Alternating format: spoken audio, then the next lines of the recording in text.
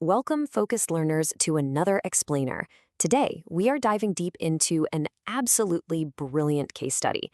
It's one that examines workplace documentation, office politics, and, honestly, the true meaning of strategic leadership. If you've ever felt like your quiet, behind-the-scenes work just goes completely unnoticed while the loudest voices in the room take all the credit, well, you are going to love the story we're unpacking today. We're treating this just like a real corporate audit of a fascinating scenario, a promotion case built entirely from receipts. So think about this for a second. Does quiet, procedural work actually count as strategic leadership? I mean, in most corporate environments, leadership is usually associated with, big speeches, high-level networking, making a lot of noise.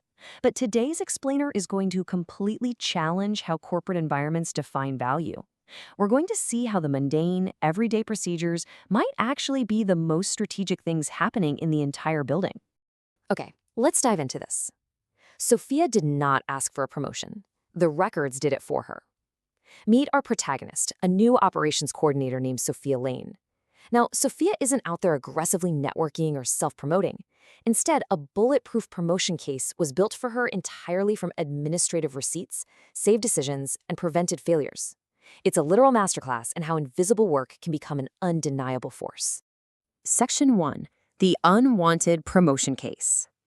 Picture this. You walk into the office early in the morning, the blue-gray light is hitting the glass walls, and there, sitting on a polished desk, is a highly disruptive yet incredibly boring-looking object.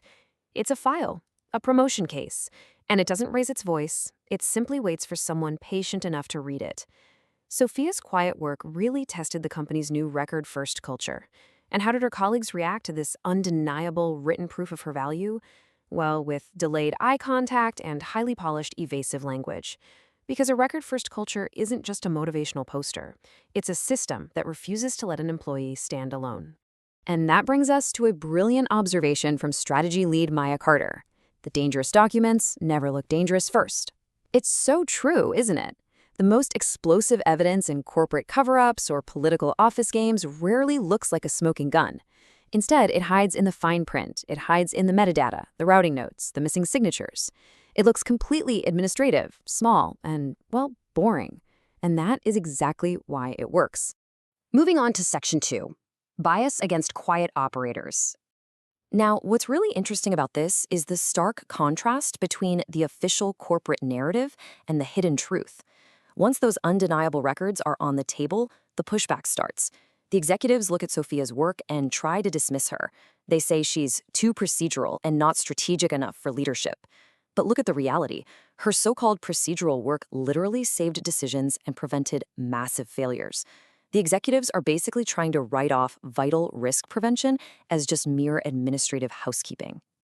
And they try to do this using those classic corporate buzzwords. You know the ones: alignment, healing, business continuity. But as independent board member Elise Warren points out, closure without memory is just a new cover page. The company was trying to use soft, reassuring words to mask their old biases and sweep the hard data right under the rug. They wanted a fresh start without actually acknowledging the people who protect the company day in and day out. Here is a terrifyingly relatable corporate reality for you. When Sofia starts asking questions about who changed certain records, she gets a visit from Adrian, a polished transformation officer. And he gives her this gentle warning, right? He tells her not to turn every inconsistency into a crisis. Toxic offices don't usually yell at you. Instead, they try to make the truth sound like a liability. They frame their pressure as career advice, making you feel like you're the one being totally unreasonable just for reading the data. Section 3, Building the Proof Map. Let's move on and see how this builds, because Sofia isn't alone in this. If the executives want to dismiss her work as a harmless error, her team realizes they need raw data. Nina, the executive assistant, and Jordan, the IT audit specialist, step up. And they do some incredible work gathering an undeniable list of background receipts. They aren't looking for dramatic confessions. They gather calendar exports, room bookings, draft notes, routing trails, and raw system access logs. People who think administrative tasks are invisible completely forget that invisible work sees absolutely everything. It always leaves a footprint. So with those receipts, Maya builds a proof map. She walks everyone through this mathematical, undeniable sequence. She maps exactly who created the document, who changed a field, whose approval was mysteriously missing, and how Sofia's supposedly boring procedure caught it and prevented a major breach. It creates a bulletproof timeline before anyone even has to step foot in a room to confess. As IT specialist Jordan Price so perfectly puts it, this is not suspicion. This is sequence. Truth isn't some cinematic, fast-typing hacker moment you see in movies. It is a boring, raw export of logs. When the executives try to say that logs need interpretation, Jordan counters that they absolutely don't, because he brought the raw data. And that completely dismantles all of the executives' excuses. Section 4. Confronting office politics. All of the slow burn tension finally comes to a head in a formal review meeting. The room is doing backflips, trying to soften verbs and rename choices, desperately trying to move away from facts and back into feelings. But then Aisha, an analyst with fresh eyes, asks the ultimate question, the one everyone was avoiding. Who benefits if this stays classified as a harmless error? Boom! It forces the room to stop acting, move away from feelings, and attach a real person's name to the actions. Naturally, the executives try to warn the team that pursuing this will cause damage to the company. They're trying to turn the review meeting into this polite performance focused entirely on optics. But Maya Carter completely shuts it down with this powerful line. Truth is not damage. Hiding it was. She flat out refuses to let them protect a lie under the guise of protecting the company.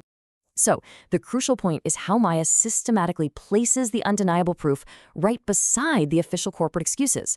She identifies the prevented breaches, maps them directly to protected revenue, calculates the exact risk reduction, and measures the client trust preserved. She mathematically proves that Sofia's quiet daily process work was actually high-level strategy.